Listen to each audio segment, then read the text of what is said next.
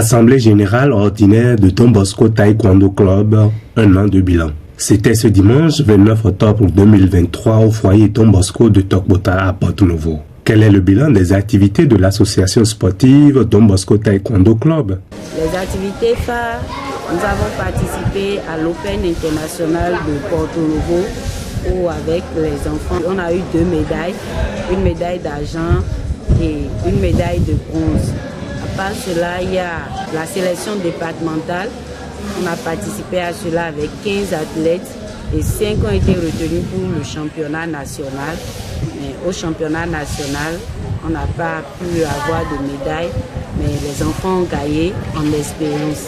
À part cela, nous avons organisé nous-mêmes la commémoration de la journée internationale de la femme le 25 mars 2022, ici même au foyer Don Bosco. Et c'était sous le thème « Jeune fille devient femme forte ». Et on a fait des panels et autres. On a parlé des valeurs de la pratique du taekwondo pour les tout petits et surtout pour les jeunes filles.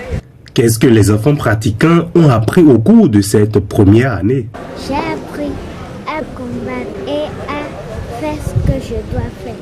Si on me provoquait, je me défendrais.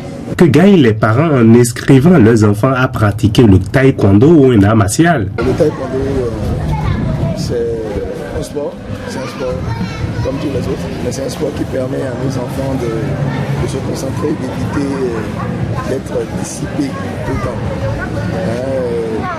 Le caractère impulsif des enfants est tout le temps, ils sont impulsifs, ils sont agités, tout ça. Quand vous faites le taekwondo, vous vous retrouvez, il y a un calme que les enfants acquièrent, c'est important pour les enfants. Je vois qu'il y a plus d'enfants et à les voir de loin, on sent qu'ils s'épanouissent quoi. C'était ma première motivation et après je sais qu'en arrivant ici, ils essaient d'oublier certains comportements, la violence à la maison a diminué entre frères et soeurs par exemple. Et aussi leur coach, il essaie chaque fois de les motiver pour leur dire arriver à la maison, faites ci, faites ça et autres. Ça nous a beaucoup soulagé à la maison. D'ailleurs, c'est pour ça qu'on a voulu aussi inscrire le reste pour que tous reçoivent la même formation. Les activités effectuées n'ont été possibles sans les parents et partenaires à qui la présidente du club dit merci à tous ceux-là qui nous accompagnent. Merci aux responsables du foyer qui nous ont permis d'utiliser la salle là tous les dimanches. Merci d'avoir fait le sacrifice de tous les jours parce que tous les dimanches, on vous fait déplacer pour ici, pour venir déposer les enfants pour nos entraînements et pour les événements que nous organisons.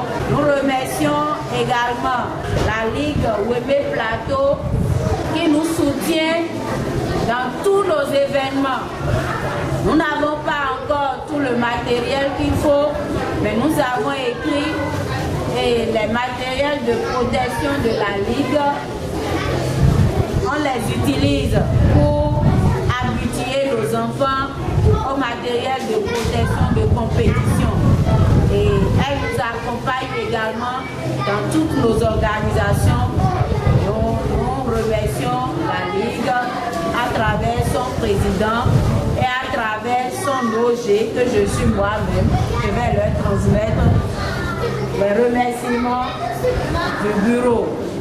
Nous remercions également l'ONG La Boussole qui nous aide dans la médiatisation de nos événements. Quel est le plan de travail pour l'année à venir? Le plan de travail annuel 2024, nous avons 5 activités phares que nous aurons à mener. Et la première activité, ce sera le Bodin Taekwondo le 17 février, la marche pour exprimer l'amour que nous avons pour l'art.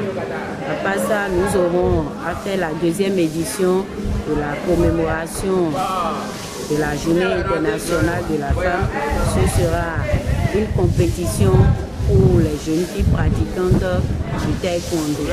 À part ça, nous aurons également la deuxième édition du trophée Noël Don Bosco Taekwondo Club que nous allons organiser pour les tout petits, les mini, les pupilles, les benjamins et les bébés.